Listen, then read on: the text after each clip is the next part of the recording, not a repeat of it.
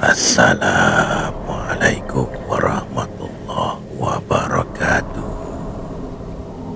Apa khabar para penonton Malam Mistik Profile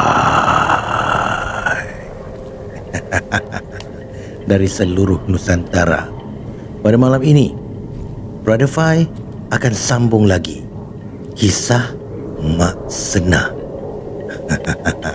Karya daripada Nini Osman, diambil daripada kalimah tim Paranormal X.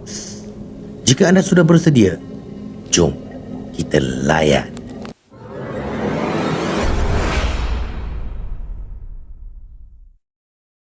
Bunyi lantai kayu dipijak jelas menjentik telinga mereka. Berkeriang-keriut bunyinya.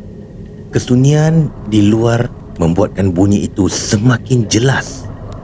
Tok Ketua dan isteri hanya mendiamkan diri. Esa begitu juga. Tiada kekuatan untuk bergerak ke mana-mana. Menanti lampu kembali menyala. Tap, tap, tap. Suis lampu dipetik beberapa kali. Esa memejamkan mata tatkala terasa ada kain yang menyentuh tangan kirinya sebentar tadi. Dia tahu itu bukan Tok Ketua atau isteri. Bukan mereka. Seketika kemudian, kedengaran periuk belanga di alih-alih di dapur. Memang bingit sekali. Kedudukan Esa pula berhampiran dapur. Dia sedih dengan pemergian maknya, tetapi yang bangkit itu bukanlah maknya. Itu syaitan dan iblis.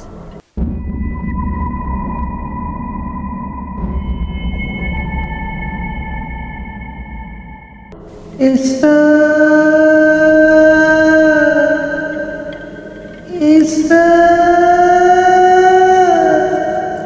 temankan mak balik. Ni bukan rumah kita.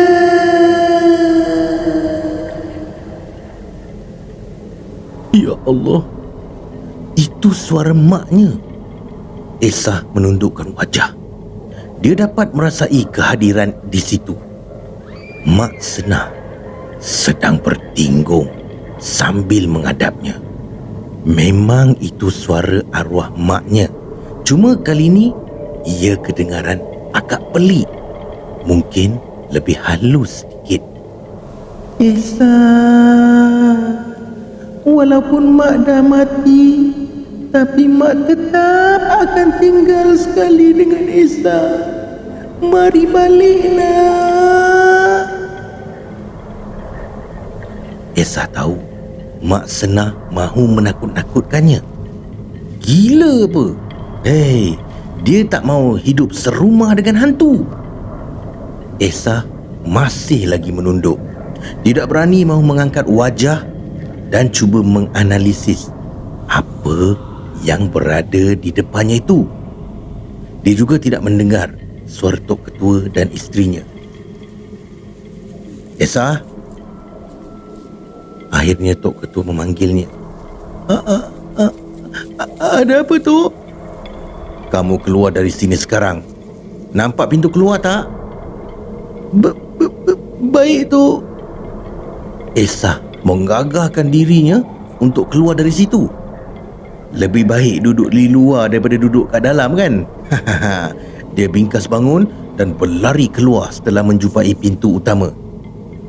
Tidak lama kemudian, lilin menyala di dalam rumah Tok Ketua. Kelihatan Tok Ketua dan isteri sedang berdiri di ruang tamu dengan lilin di tangan lelaki itu. Esa, buat apa kau kat luar? Isteri Tok Ketua bertanya. Berkerut-kerut dahinya. Tok Ketua yang suruh tadi, kan? Saya tak pernah suruh kamu keluar, Esa. Masuk rumah balik. Arah Tok Ketua dengan muka serius. Bila masa pula dia menyuruh Esah keluar? Gelap-gelap macam ni pula tu. Esah semakin cuak. Belum sempat dia kembali ke dalam, dia ternampak jenazah maknya bangun dari pembaringan sekali lagi. Betul-betul di hadapan Tok Ketua dan isterinya.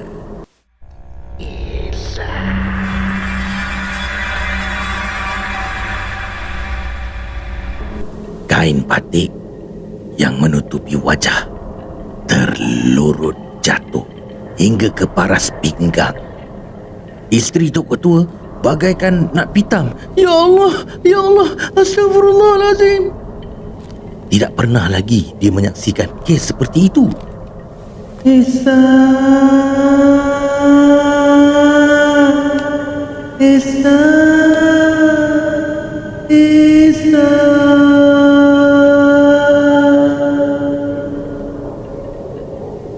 Arwah memanggil dengan suara halus dan tajam.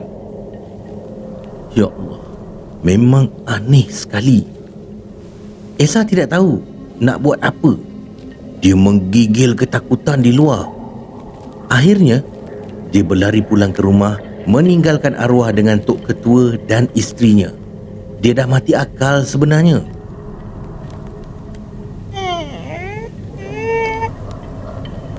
Pintu rumah ditolak perlahan. Ia terbuka separuh kerana tidak sempat dikunci ketika dia berlari ke rumah Tok Ketua. Jam sudah pukul 2:30 pagi. Dengan muka yang dibasahi peluh, dia duduk di ruang tamu sambil menangis teresak-esak. Jenazah Mak Senah berjaya dikebumikan selepas solat subuh. Tok Ketua dan isteri berjaga dan tidak tidur hingga ke subuh kerana arwah Mak Senah. Selepas Esah berlari pulang, jenazah hanya terbaring saja. Esah pulang ke rumah selepas pengebumian maknya. Air matanya memang tak henti-henti mengalir. Kini dia yatim piatu, hidup sebatang kara. Dia masuk ke bilik maknya dan duduk di situ buat beberapa ketika.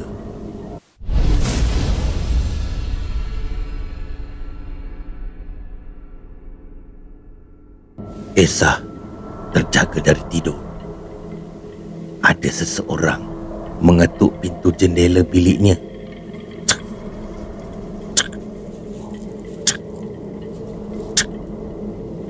Siapa tu?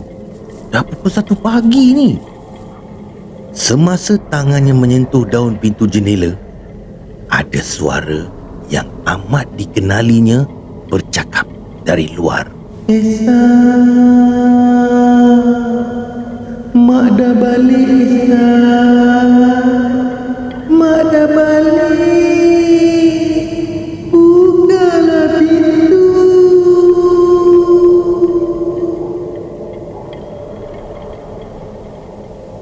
Esah mengintai di balik dinding.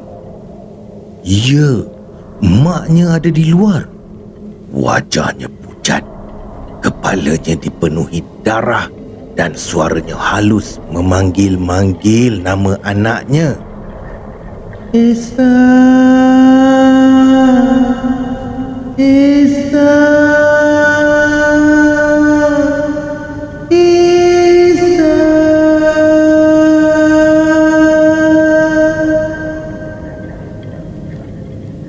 Esah menjauhi jendela dan bergelubung di dalam kain selimut lusuhnya. Air matanya mengalir lagi. Dia sebenarnya merindui maknya, tetapi bukan seperti yang di luar tu. Itu bukan maknya. Bukan.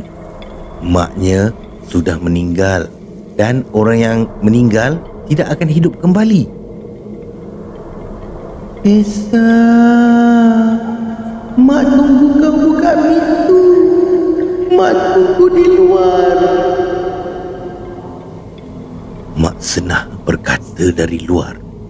Kemudian kedengaran bunyi dedaunan kering terseret oleh sesuatu. Skrek, skrek, skrek. Kain batik Mak Senah yang panjang tu menyeret semua yang berada di tanah. Esa tidak mahu membuka pintu. Itu syaitan. Dia bangun dan mengunci pintu biliknya. Selepas tu, dia bersandar ke sudut bilik dengan selimut di tubuh. Dia keseorangan dan dia benar-benar takut. Esa, Mak dah masuk, Esa. Mata Esa terbeliak. Suara tu halus menyapa telinganya. Dia terlupa bahawa Mak Esa bukan seorang manusia lagi.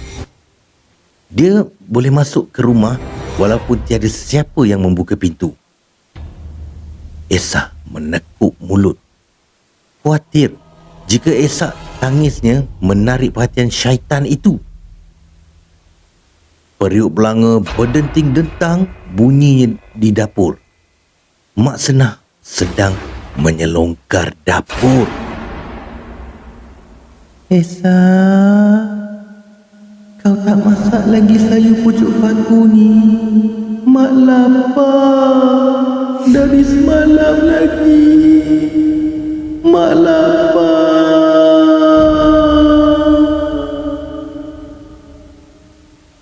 Mak Esa berkata dari luar bilik Esa. Esa menggigil ketakutan. Ya Allah, ya Allah. Esa,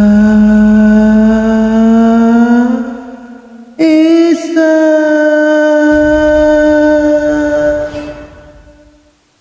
Esa mematungkan diri. Mak Senah asyik memanggil-manggil namanya. Rupa orang tua itu sungguh menakutkan.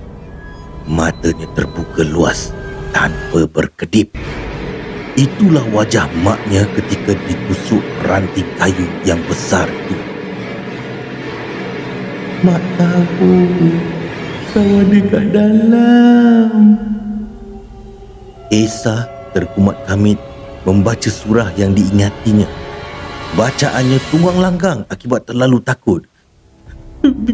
Bismillahirrahmanirrahim. Allahu la ilaha illa huwal hayyul qayyum. Esa, Mak nak masuk, Esa. Mak nak masuk. Esa terkedu.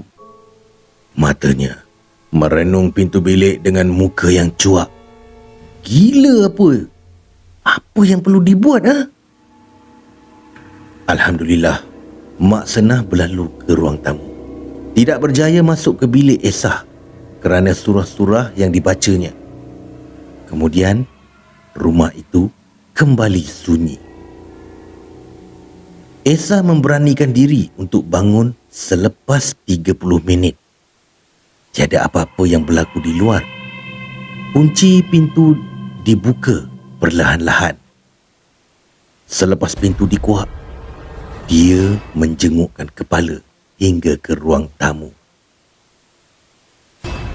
Ya Allah, jenazah maknya sedang terbaring di situ. Tubuhnya ditutupi kain batik Jawa dengan muka yang terdedah, seperti menunggu untuk dikebumikan. Esa cepat-cepat mengunci dirinya di dalam bilik sekali lagi. Ya Allah, ya Allah, apa yang perlu aku buat ni, ya Allah? Jam sudah menunjukkan hampir pukul 3 pagi. Kemana harus dia lari pada waktu-waktu begini? Ada sesuatu yang melintasi pintu biliknya. Dia dapat melihat dengan jelas kain putih berjalan mundar-mandir di hadapan biliknya melalui kayu yang kedudukannya jarang-jarang. Esa, kau tak menghukumankan mak di luar. Mak sunyi seorang-seorang kat luar dah.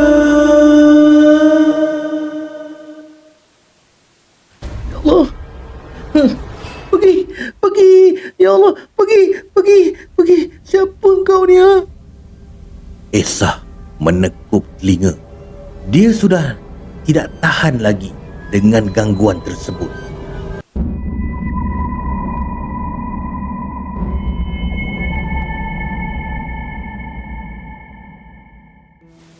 Ya, saudara, itulah dia kisah Mak Senah bahagian 2. Karya daripada Nini Osman dan kisah yang diambil daripada Kalimah Tim Paranormal X. Terima kasih kepada anda yang sudi mendengar kisah ini. Kita akan bersambung lagi kisah ini di hari yang lain. Jangan lupa subscribe, tekan butang loceng, komen dan share. Kerana subscribe itu gratis. Kita jumpa lagi. Peace. No.